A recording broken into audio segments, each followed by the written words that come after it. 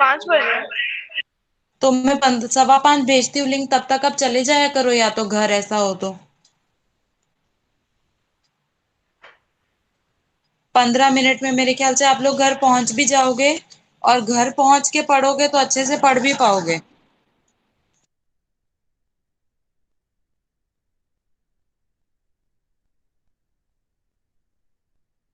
एक दिन कल ये ट्राई करके देखना, मंडे को सर की क्लास फिनिश होके। भागम भाग हो जाएगी यहाँ पे। अरे पर आप है ना, जब से साथ में पढ़ रहे हो ना तीनों चारों जने, तब से एकदम कम ध्यान देते हो।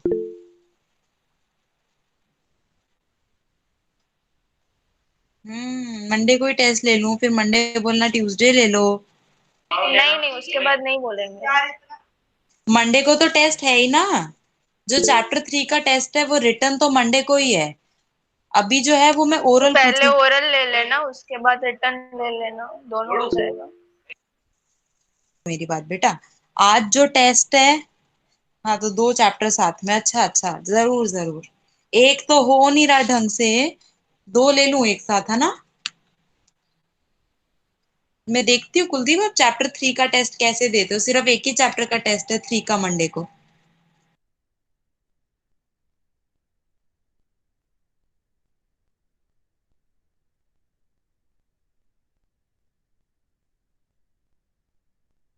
आने दो सबको, फिर स्टार्ट करेंगे।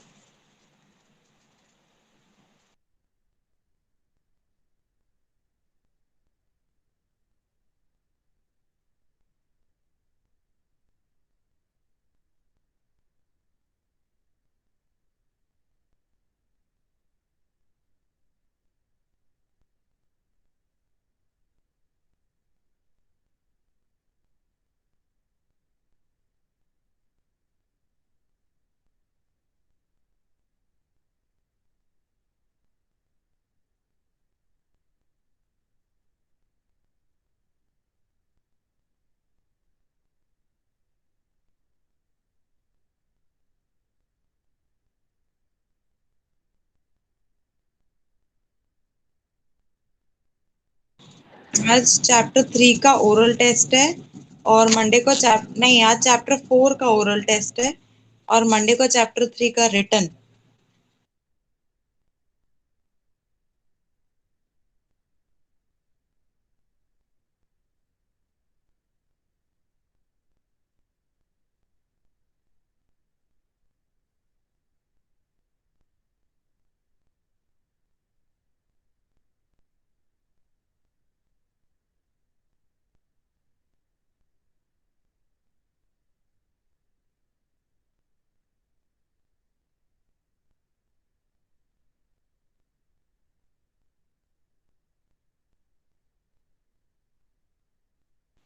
चलो हम स्टार्ट कर देते हैं।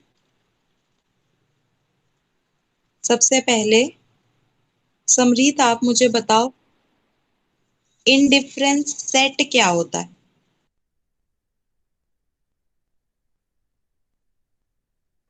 मैम उसमें दो combinations same level of satisfaction देते हैं।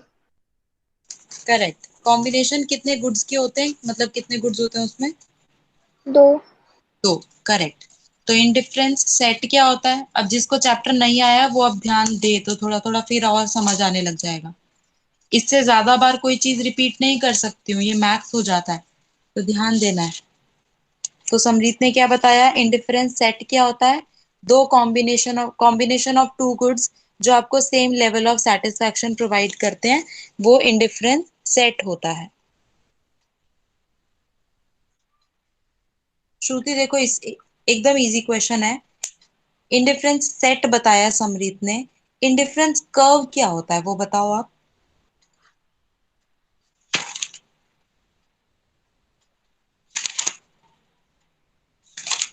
इतना आना चाहिए बेटा। श्रुति माइक ऑन करो। वो diagrammatic hmm presentation of indifference set, मतलब कि जो दो लोगों का जो मतलब जो सेटिस्फैक्शन लेवल जो था ना, वो अब हम्म। उसको कमोडिटी का जो सेटिस्फैक्शन लेवल है उसको हम डायग्राम के थ्रू प्रेजेंट करेंगे। करेक्ट। तो जो समरीत ने बताया इंडिफरेंस सेट की जो कॉम्बिनेशंस हैं जो सेम सेटिस्फैक्शन देते हैं, उन कॉम्बिनेशंस को जब आप डायग्राम में बना देते हो तो आप उसको इंडिफरेंस कर्व बोलते हो। कुलदीप, आप मुझे ये बताओ इंडिफरेंस कर्व की जो शेप है वो शेप का क्या नाम है? Convex shape. Convex shape, correct. ये शेप का रीजन क्या कुलदीप, ये कॉन्वेक्स क्यों है? क्योंकि वो डिक्लाइन होता क्या क्या डिक्लाइन होता है?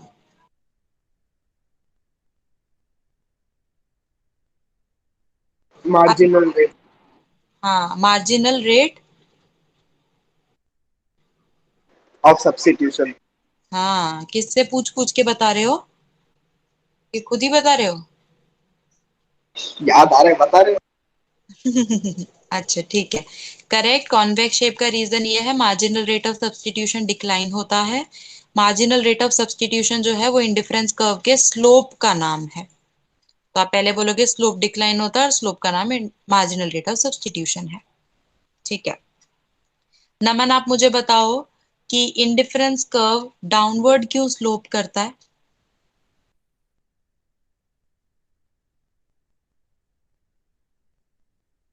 परफेक्ट। जब आपको एक गुड गेन करना होता है उसके लिए आपको दूसरा गुड सैक्रिफाइस करना होता है, इसलिए वो डाउनवर्ड स्लोपिंग आता है। बिल्कुल करेक्ट।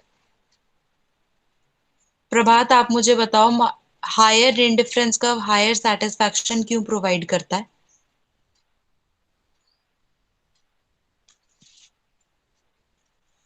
प्रभात, माइक ऑन करो। मैम क्योंकि वो हायर होता है। Yes ma'am. हाँ, मैम हायर। ओरिजिन से ना हायर इंडिफरेंस को ओरिजिन से दूर होता है इसलिए।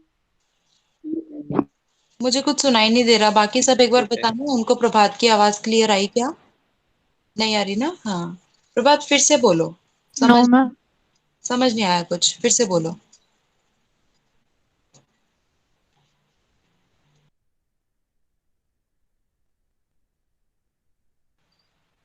अच्छा चलो, प्रभात को एक बार छोड़ते हैं, शायद मैं प्रभात का नेटवर्क इशू है। तनीषा, आप बताओ।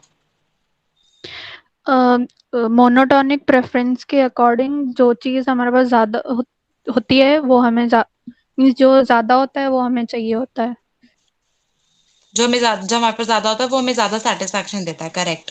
तो अब आप मुझे ये बताओ कि ऊपर वाले कर्व में ज्यादा कैसे और नीचे वाले कर्व में कम कैसे है, वो चीज क्या है? ये डायग्राम ओपन है, उसके हिसाब से मुझे बताओ। IC1 पे गुड मतलब एक सेम रहता है, x suppose x good same है तो वाई कम ज्यादा होगा, पहले वाले में कम होगा और ऊपर वाले में ज्यादा होगा। तो जो हमें IC2 है वो हम लेना प्रेफर करेंगे। Perfect perfect. y वाला सेम रख रहे हैं बेटा और x वाला ज्यादा कर रहे हैं। दोनों में y जो है ओ के क्वांटिटी जितना है, लेकिन पहले वाले में x इतना है, दूसरे वाले में x ज्यादा है। तो higher the satisfaction, higher the goods higher the satisfaction, इसलिए s पॉइंट ज्यादा सेटिस्फैक्शन देगा। करेक्ट। और मैंने डायग्राम नहीं देखा, मैंने अपना ही अजम्पशन लगा के बताया। अच्छा ओके, नो प्रॉब्लम, करेक्ट था आपका। यशु, आप मुझे बताओ इंडिफरेंस कर्व इंटरसेक्ट नहीं करते वो आप कैसे प्रूव करते हो?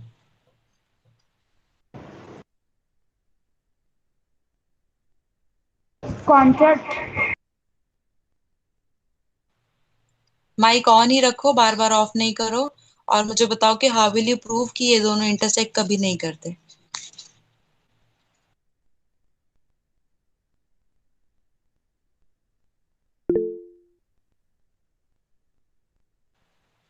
हाँ, माइक ऑन करके मुझे ये बताओ कॉन्ट्राडिक्टरी स्टडी से कैसे प्रूव करोगे? अगर आपको अलग से क्वेश्चन आ जाए कि ये प्रूफ करके बताओ, व्हाट विल यू राइट, वो मुझे बताओ। ये क्या पॉइंट्स मार्क किए हुए हैं इन्होंने यहाँ पे, वो पूरा एक्सप्लेन करो।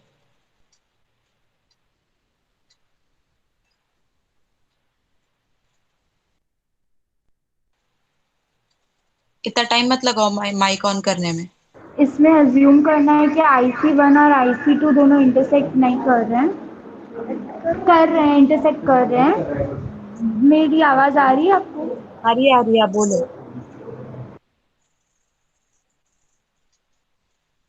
आप लोग तीनों अलग अलग अलग कमरे में हो जाओ पहले तो। एक जना 3 बाहर। जने, कितने लोग हो एक 6 साथ में? 7 है शायद। आधे आधे अलग अलग हो जाना अभी। अभी मुझे आप बताओ, ठीक है, हमने अज्यूम किया कि ये दोनों चीज इंटरसेक्ट कर रही है, फिर उसके बाद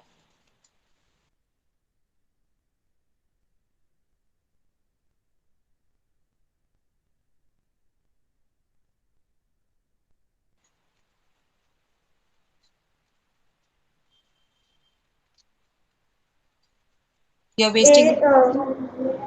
अरे यार, ये शो बंद कर दो मैं। नहीं, टाइप नहीं करना है, बोलना है, बट अभी हमारा टाइम वेस्ट हो रहा है, अभी आप रहने दो। श्रेया, आप मुझे बताओ बेटा, ये कैसे प्रूव करोगे कि ये दोनों कभी इंटरसेक्ट नहीं करते? माइक ऑन करके बोलना, कमेंट्स में टाइप करने का वो मत करना।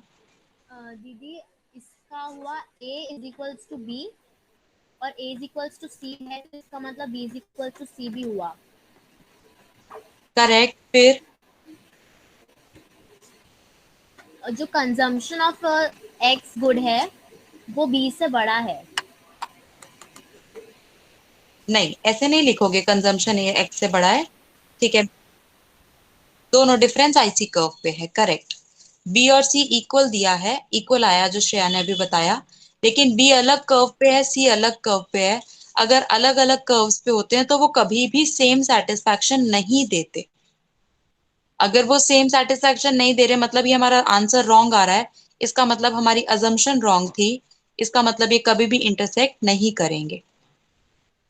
तो इंटरसेक्शन करके फिर ये प्रूव करके फिर कहना ये तो पॉसिबल नहीं है, इसलिए वो कभी इंटरसेक्ट नहीं करेंगे। और लास्ट वाला, कृतिका मुझे बता दो कि ये दोनों एक्स और वाई को कभी भी टच क्यों नहीं करते? क्योंकि किसी को एक्स पे टच करेंगे तो वाई एक्सिस जीरो हो जाएगा और वाई पे टच करेंगे तो एक्स जीरो हो जाएगा, करेक्ट। और और हम, इन डिफरेंस कर्व में हम जीरो नहीं ले सकते। Perfect perfect. एक बार ये रिपीट भी हो गया, कुछ बच्चों से नहीं भी पूछा गया और कुछ बच्चों को नहीं भी आता। वो थोड़ा सा रियलिटी चेक करो कि आप लोग क्या कर रहे हो अभी। ऐसे निकालते रहोगे ना तो फिर मैं बार बार रिपीट नहीं करवाऊंगी।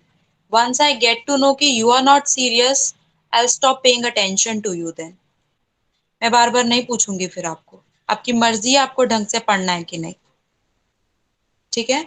Everything is not for teacher, it's for you. मुझे आता है ये सब, आपको सुनना और सीखना है।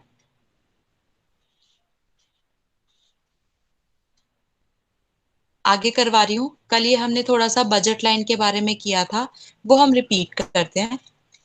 जैसे इंडिफरेंस सेट और इंडिफरेंस कर्व था, ऐसे ही बजट सेट और बजट लाइन है। बजट में क्या होता है, हमारे पास कुछ एक पर्टिकुलर इनकम दी हुई होती है। इकोनॉमिक्स में इनकम को हम वाई से डिनोट करते हैं, क्योंकि आई से जो हम डिनोट करते हैं ना वो इन्वेस्टमेंट होता है। तो दो चीजों को आई से डिनोट नहीं कर सकते, इसलिए इनकम को वाई से डिनोट किया जाता है। तो आपकी इनकम आपको दे रखी है 60 रुपीज, जैसे एग्जाम्पल में आपको दो कमोडिटीज के प्राइस दिए हुए हैं। एक का प्राइस है 1 रुपी, एक का प्राइस है 2 रुपीज। अब इन प्राइजेस के हिसाब से और इनकम के हिसाब से how much commodity of both the goods, how much commodity of both the goods you can buy, वो कॉम्बिनेशंस को बजट सेट बोलते हैं। ये आपका 2 रुपए का गुड है और ये आपका 1 रुपए का गुड है। अगर आपने एक भी क्वांटिटीज की नहीं खरीदी, आपके पास पूरे 60 रुपए बच गए, वो 60 के 60 रुपए का आपने ये खरीदा, ये 1 ही रुपए का एक था, तो पूरे 60 क्वांटिटी आपके पास आई। अगर आपने बाय चांस पहला वाला गुड 10 क्वांटिटी खरीद लिया, हर क्वांटिटी 2 रुपीज का था, इसका मतलब आपने यहाँ पे 20 रुपए खर्च कर दिए अपने। 60 में से 20 खर्च कर दिया, आपके पास 40 बचे, क्योंकि वो 1 रुपए का एक है, इसलिए आप 40 क्वांटिटी खरीद पाओगे। ऐसे अगर आपने यहाँ पे 20 कमोडिटी खरीदी, हर एक 2 रुपए का है, इसका मतलब आपने टोटल 40 रुपए यहाँ पे स्पेंड कर दिए। यहाँ 40 स्पेंड कर दिया, आपके पास 20 रुपए बचे, 1 1 रुपए का सामान है, तो 20 क्वांटिटी आपने खरीदी। And in the same way आपने यहाँ पे 30 क्वांटिटी खरीद ली, एक 2 रुपए का है, मतलब आपने 60 के 60 रुपए यहीं पे पूरे फिनिश कर दिए, you will be left with no rupees, तो आप वो दूसरा क्वांटिटी 0 खरीदोगे। तो और भी बहुत सारे कॉम्बिनेशन हो सकते हैं, मतलब यहाँ पे 11, 12, 13, 14, 15 कुछ भी आ सकता है। ये रैंडम बताया है कि ये एग्जांपल्स हैं कि ये कॉम्बिनेशन ऑफ टू गुड्स हैं जहां पर आपकी पूरी इनकम खत्म हो जाती है, दैट इज बजट सेट। पूरी इनकम भी खत्म हो सकती है या उससे कम, जो आप अवेलेबल हो। 60 रुपए है तो 50 रुपए खर्च करने जितना कॉम्बिनेशन आप बना सकते हो, 40 रुपए खर्च करने जितना कॉम्बिनेशन आप बना सकते हो। So what is budget set? ये कल किया था हमने। Budget set is the attainable combination of set of two goods, जहां पर आपको दोनों गुड्स का प्राइस गिवन है, 1 या 2 रुपए, जहां पर आपको कंज्यूमर की इनकम गिवन है। तो प्राइस और इनकम के हिसाब से कौन से कॉम्बिनेशंस आप अटेन कर सकते हो, that is budget set. Attain मतलब बाय कर सकते हो। P1X1 का मतलब होता है पहले कमोडिटी पे आपने कितना एक्सपेंडिचर किया, P2X2 मतलब दूसरे कमोडिटी पे कितना एक्सपेंडिचर किया, इन दोनों को सम किया, वो आपकी इनकम के बराबर या कम होना चाहिए। ठीक है, तो ये लेस देन वाले साइन के हिसाब से हमारे पास आता है budget line, I mean budget set. Budget set का दूसरा नाम है बजट कंस्ट्रेंट। कंस्ट्रेंट क्या होता है? रुकावट। तो आपकी इनकम एक्चुअली आपकी रुकावट है। अगर आपके पास 60 ही रुपए हैं तो वो आपके लिए एक तरीके से कंस्ट्रेंट हो गया ना, बैरियर हो गया। आप 65 का सामान नहीं खरीद सकते। क्यों नहीं खरीद सकते? क्योंकि आपके पास उतना पैसा नहीं है। तो what ever your income is that is your constraint. तो इनकम को बजट बोलते हैं, कंस्ट्रेंट मतलब barrier. This is your barrier in this example. इतना समझ आया? तो एक हमने ये कॉम्बिनेशंस किए जहां पर 3 चीजों को अज्यूम करना है, कंज्यूमर की इनकम को, प्राइस ऑफ गुड एक्स को, प्राइस ऑफ गुड वाई को। ये 3 अज्यूम करना है और उसके बेसिस पे आप कितनी क्वांटिटी खरीद पाओगे वो आपको बजट सेट बताता है।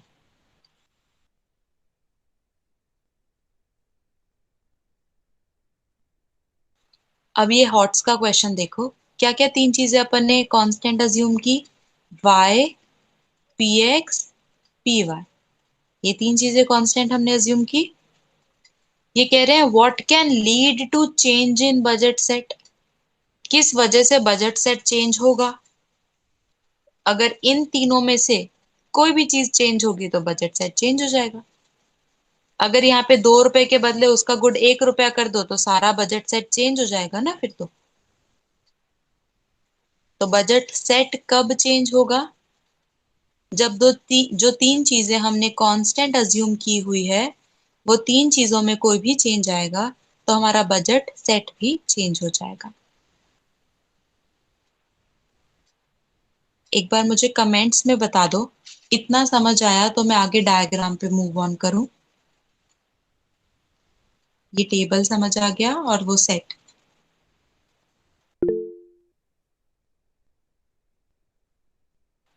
ठीक है, कोई भी डाउट आता है बीच में मुझे इंटरप्ट करो।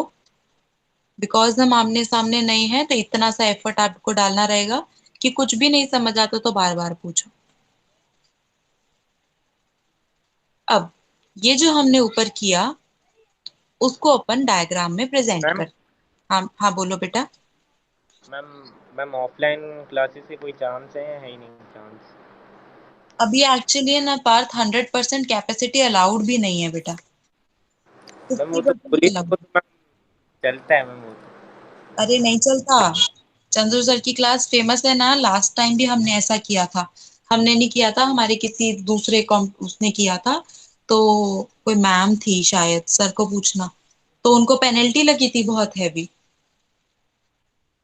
सर ने बताया था। हाँ, मतलब हम सर एक्चुअली घर से भी नहीं करते, थोड़ा सा ऐसे पार्थ के फार्म हाउस पे चले फिर कोई पढ़ेगा नहीं।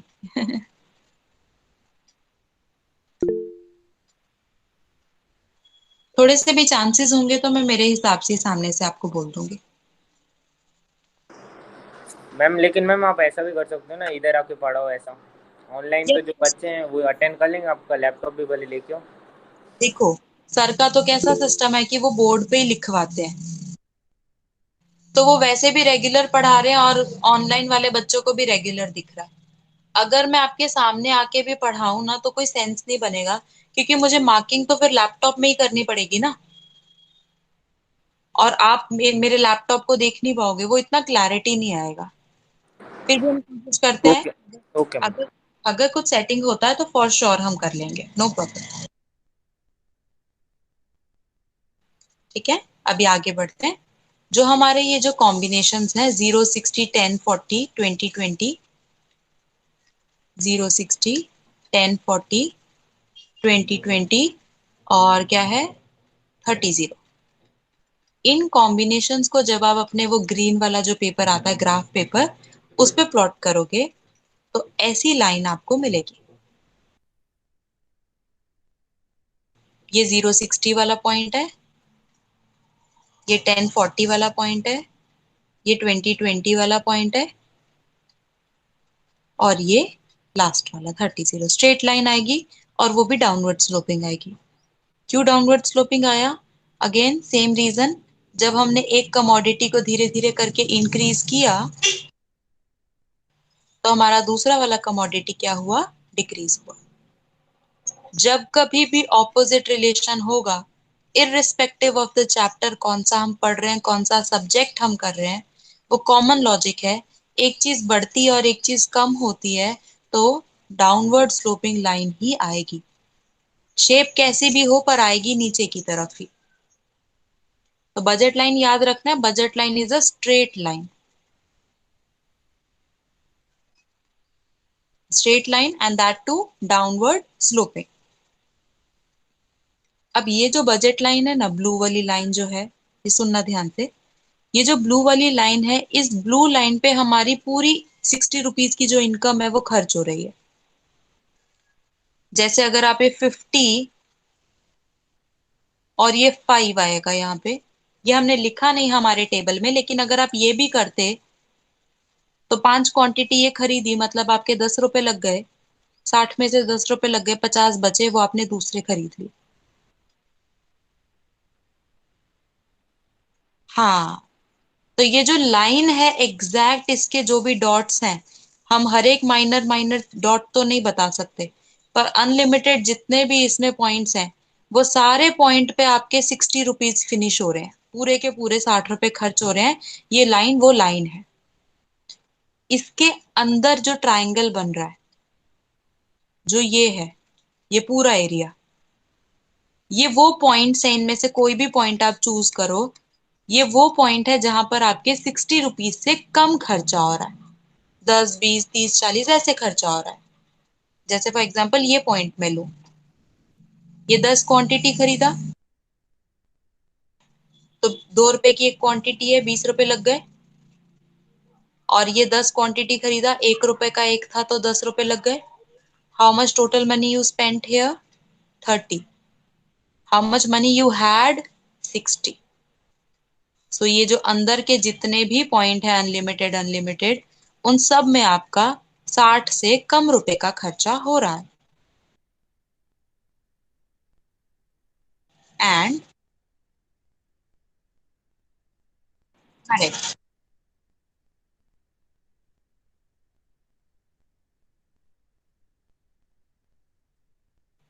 अगर मैं ये बजट लाइन के बाहर का पॉइंट देखूं तो ये 40 आ रहा है, मतलब यहाँ पे मैंने 80 रुपए खर्च किए और ये 10 खर्च किए, मतलब टोटल मैंने 90 रुपए खर्च किए, पर मेरे पास 90 रुपए है ही नहीं।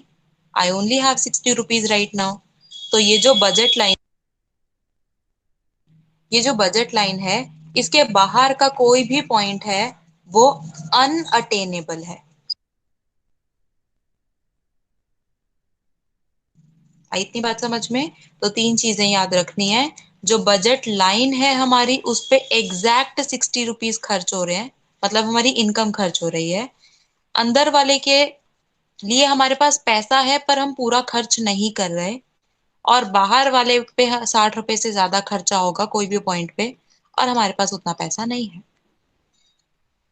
So budget line is that line where all your income is we are spending. Inside budget line, less income we are spending, and outside budget line we don't have rupees to spend. और budget line की equation ये होती है, budget set के जैसी ही होती है। Question में ध्यान से देखना है कि बजट सेट पूछा है कि बजट लाइन पूछा है। बजट लाइन में इज इक्वल टू आता है और बजट सेट में लेस देन और इज इक्वल टू आता है। 1 मार्क क्वेश्चन है, पूरा इस साइन के ऊपर वो डिपेंड करता है। तो बजट सेट पूछेंगे तो लेस देन इक्वल टू लगाना है, और बजट लाइन पूछेंगे तो इज इक्वल टू लगाना है।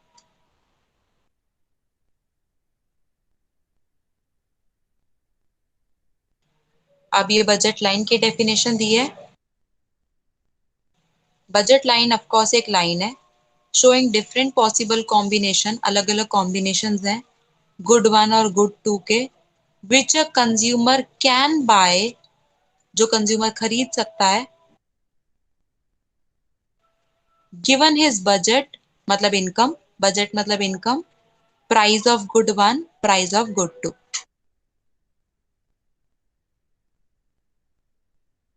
एक बार रिपीट करो तो। क्या फिर से बोलो? एक बार रिपीट करो तो ये। हाँ बिल्कुल करूंगी।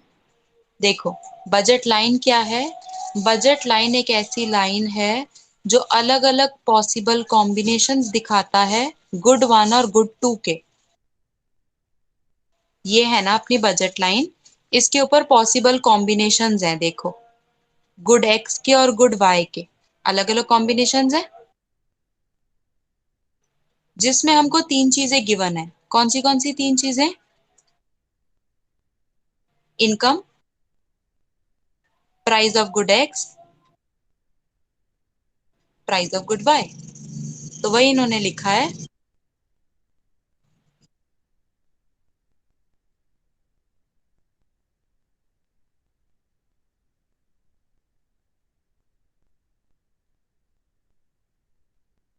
जो कंज्यूमर खरीद सकता है उसके पास इतना पैसा है, जिसमें उसको इनकम गिवन है, पहले गुड की प्राइस गिवन है, दूसरे गुड की प्राइस गिवन है, and anywhere on the budget line, जो आपकी बजट लाइन है उसके ऊपर कोई भी point consumer is spending his entire income. आप बजट लाइन के ऊपर अपना कोई भी पॉइंट लो, ये वाला पॉइंट लो आप, 20 क्वांटिटी ये खरीदा, 20 क्वांटिटी ये खरीदा, ये 2 रुपए का, इसका मतलब 40 रुपए खर्च कर दिए, ये 1 रुपए का, इसका मतलब 20 रुपए खर्च हुए, तो टोटल कितना खर्चा हो गया? 60 रुपए का। और आपके पास कितने रुपीस थे? 60 ही थे। तो आप बजट लाइन पे कोई भी उल्टा पुल्टा पॉइंट सिलेक्ट करो, यहाँ तो प्रॉपर ग्राफ पेपर नहीं है तो 1 2 पता नहीं चलेगा, पर इस बजट लाइन पे कोई भी पॉइंट आप लो, you will be spending your entire income on that, either on good 1 or on good 2, but your entire income will be spent. हाँ बजट लाइन मतलब कि आपके बजट में कितने मैक्सिमम आउटपुट्स आ सकते हैं, उसके अंदर वाले कॉम्बिनेशंस हैं कि वो भी आप खरीद सकते हो ये सब। लेकिन हाँ, लेकिन ये जो बजट लाइन है इस पे आपके पूरा खर्चा हो जाएगा, और आप अलग अलग कॉम्बिनेशंस गुड 1 और गुड 2 के रख सकते हो। श्रुति क्लियर हो गया अभी? हाँ मैम। मतलब ये हमें जो कॉन्सेप्ट है 11th में नमन, वो 2 गुड्स का ही है। अगर तो 2 से ज्यादा का है तो हम ग्राफ पेपर नहीं बना रहे हैं, बट अदरवाइज उसकी इक्वेशन ऐसी बन जाएगी, जैसे यहाँ पे P1x1 P2x2, उसमें आप प्लस P3x3 करके इज इक्वल टू y। वो फिर हमारा नॉर्मल, ये हमको 2 गुड्स के हिसाब से समझा रहे हैं कि अगर आपके पास इतने रुपए होते हैं तो आप क्या क्या कितना खरीद सकते हो। वो वैसे हम अब इतने समझदार हो जाते हैं 11th तक कि हमको उतना मैथ्स आता होता है। शॉप पे जाके आप इतना काउंट कर सकते हो कि मम्मी ने 100 रुपए दिए हैं तो क्या क्या खरीद सकते हो आप। बट उसी चीज को ये लोग ग्राफिकल प्रेजेंटेशन और इक्वेशन के हिसाब से हमको सिखा रहे हैं। सो हमारे कोर्स में 2 गुड्स का ही है, पर अगर 3 का होगा तो ग्राफ नहीं बनाएंगे, लेकिन वो आगे एक्सटेंड कर देंगे, क्योंकि ग्राफ पेपर पे 2 ही हम रिप्रेजेंट कर सकते हैं। ठीक है। एक और चीज, बजट लाइन को हम प्राइस लाइन भी बोलते हैं। बजट लाइन का दूसरा नाम क्या है? Price line. जो हमने अभी बात की, पॉइंट पे लाइन पे क्या होता है, लाइन के अंदर क्या होता है, लाइन के बाहर क्या होता है, वो यहां बता रखा है। जो ये बजट लाइन है ब्लू वाली, इस लाइन के ऊपर कोई भी पॉइंट आप लोगे तो आपकी एंटायर इनकम खत्म हो जाएगी। You will be spending your entire income. अगर आप ये जो पिंक डॉट्स बनी हुई है इतनी सारी, वाइट एरिया जो है, ये कॉम्बिनेशंस की बात करते हो, तो ये कैसा कॉम्बिनेशन है आपका? Attainable combination. क्या होता है अटेनेबल? जिसके लिए पैसा है आपके पास। मतलब ये व्हाइट वाला पूरा ट्रायंगल आपकी इनकम के अंदर अंदर ही आता है। आप इसमें से कोई पॉइंट खर्च करना चाहो तो आप खर्च कर सकते हो, आपके पास इनफैक्ट कुछ पैसा बच भी जाएगा। ये वाला पॉइंट स्पेंड करोगे तो you will be left with 10 rupees, क्योंकि यहाँ 30 रुपीज का खर्चा और यहाँ 20 रुपीज का खर्चा, 50 खर्च हो गया, 10 बच जाएगा। तो ये जो पिंक वाला या व्हाइट वाला जो भी आप बोलो, ये जो भी एरिया है, that is an attainable combination या feasible combination. That means you have the money to buy these combination.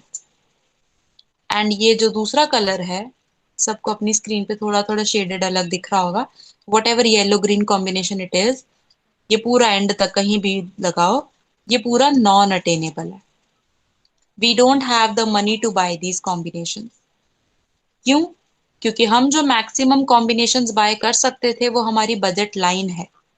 ये मैक्सिमम इनकम हमारी पूरी स्पेंड हो गई है यहाँ पे। इसके बाहर का कोई पॉइंट स्पेंड करने के लिए इतना पैसा हमारे पास नहीं है। That is why that is non attainable combination. So a graph is finally divided into 2 parts. Budget line के अंदर वाला एरिया अटेनेबल कॉम्बिनेशन होता है, बजट लाइन के बाहर वाला एरिया नॉन अटेनेबल कॉम्बिनेशन होता है। इतना समझ आया?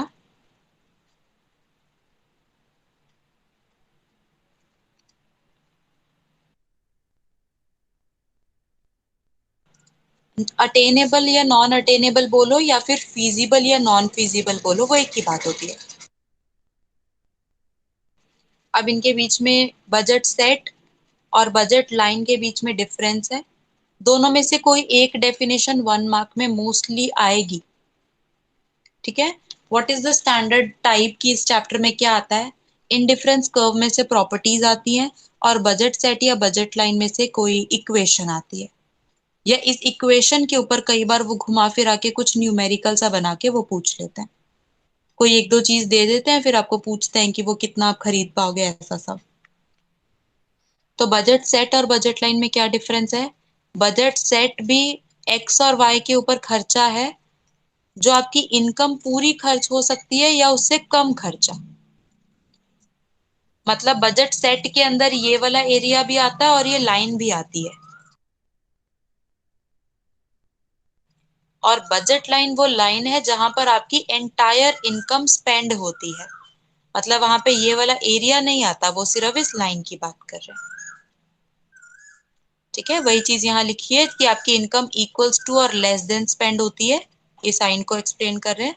और यहाँ पर आपकी income exactly equals to your income, आपका खर्चा होता है।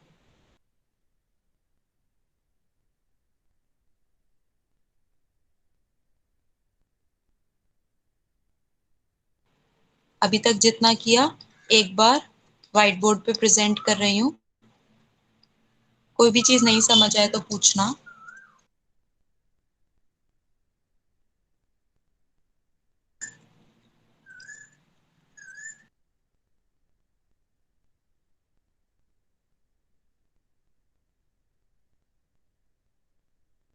इंडिफरेंस कर्व वाला वापस रिपीट नहीं कर रहे, बजट लाइन से स्टार्ट कर रहे हैं। सबसे पहले लाइन से पहले भी हमारे पास होता है बजट सेट। बजट सेट का क्या मतलब होता है? कॉम्बिनेशन ऑफ, ओहो ये क्या हो गया,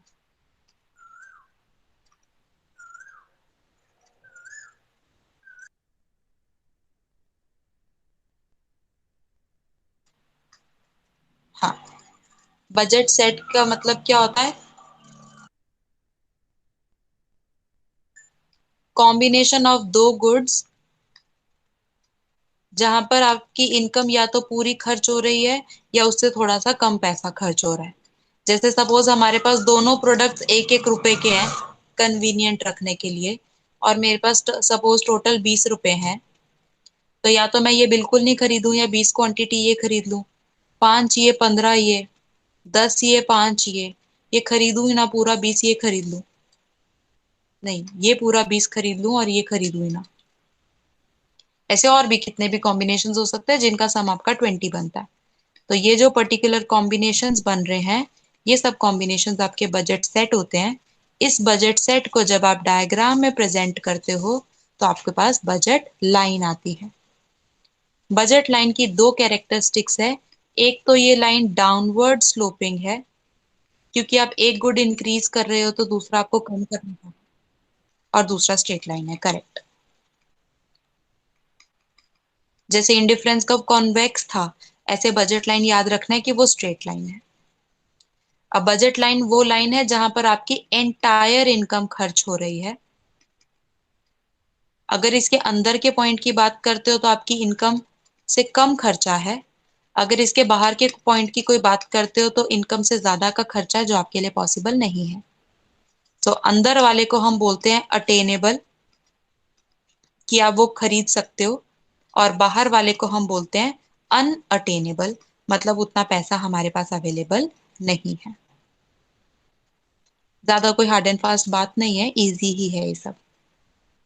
फिर बजट सेट और बजट लाइन के बारे में बता दिया था। सेट में इक्वल्स टू और लेस देन का साइन आएगा, और यहाँ पर इक्वल्स टू सिर्फ।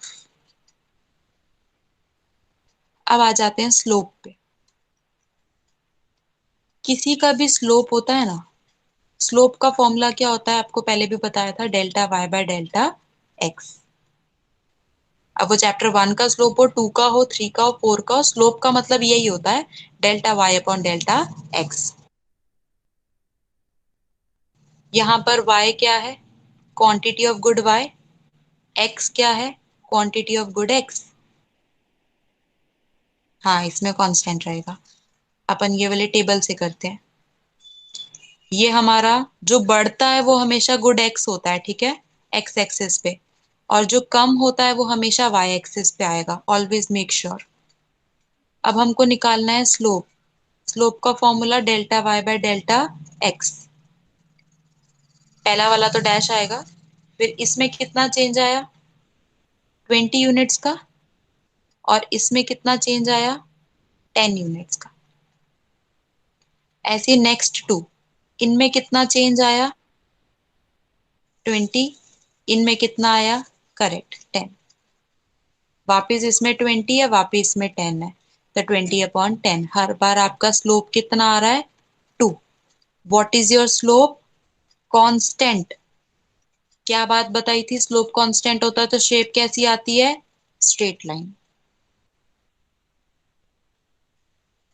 ठीक है। अब यहाँ पर आपको ऐसे याद रखना है कि जो पीपीसी था उसका स्लोप राइज होता था हर बार, उसका टेबल निकाल के देखना, इसलिए वो कॉनकेव शेप आती है। हाँ, आईसी कर्व अभी अभी अपन ने किया, उसका स्लोप हर बार फॉल हो रहा था, delta y by delta x, इसलिए उसकी शेप कॉन्वेक्स आई थी।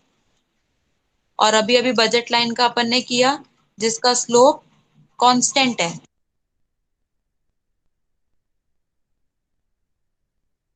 इसलिए उसकी स्ट्रेट लाइन आएगी। ये 3 कॉन्सेप्ट्स हैं। ये चैप्टर 2 का कॉन्सेप्ट है, ये अभी वाले का 4th का कॉन्सेप्ट है, याद रखना है। ठीक है। कोई आपको उल्टा पुल्टा सवाल भी पूछ सकता है कि बजट लाइन कॉनकेव कब हो जाएगा, तो ऐसे कहते हैं ना, जब उसका स्लोप राइज होगा तो वो कॉनकेव हो जाएगा। यही रीजंस रहते हैं। ऐसे मत सोचना कि नहीं नहीं वो तो कभी कॉनकेव होता ही नहीं है, वो सब लॉजिक छोड़ देना फिर।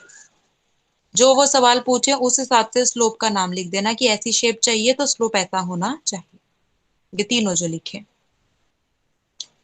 अब आपका स्लोप होता है डाउनवर्ड स्लोपिंग। ये चीज इन्होंने हमको बता रखा है यहाँ पे। Delta y by delta x. Again same diagram बनाया है, ऊपर वाला ही डेल्टाज निकाले हैं जैसा अभी अभी हमने निकाला, वो 2 आ रहा है।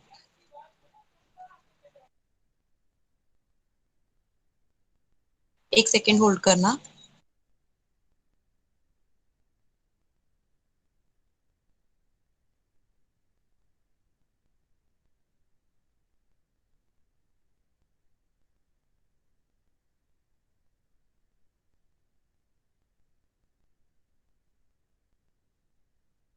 बस वाइंड अप ही करेंगे 2 मिनट में। यहां तक करते हैं। बजट लाइन डाउनवर्ड स्लोप करता है। अगेन कभी भी डाउनवर्ड का लॉजिक हो तो हमको यही पता है कि एक चीज बढ़ती है तो दूसरी चीज आपको कम करनी पड़ती है विद द सेम लॉजिक। ठीक है। अब उस डाउनवर्ड पीपीसी पूछें, डाउनवर्ड कॉन्वेक्स पूछें या डाउनवर्ड बजट लाइन पूछें, everybody's reason is same that if you have to increase one axis you have to decrease another axis. That's it for today. अब ये बजट लाइन आगे पीछे shift हो जाती है, कभी आगे चली जाती है, कभी पीछे चली जाती है। वो क्यों जाती है वो हम ट्यूसडे करेंगे, क्योंकि मंडे हमारा चैप्टर 3 का टेस्ट है। ठीक है। टेस्ट के टाइम पे आप लोगों को वीडियोस ऑन रखनी पड़ेगी, तो उस हिसाब से प्रोविजन रखना और नोटबुक और पेन लेकर बैठना।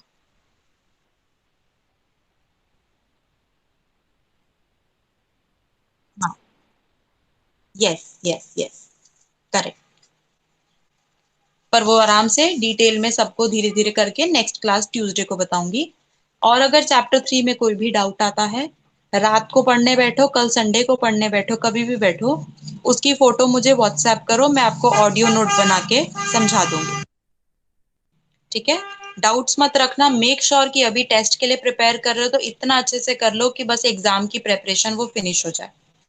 सो test of chapter 3 Monday. That's it for today. Okay bye.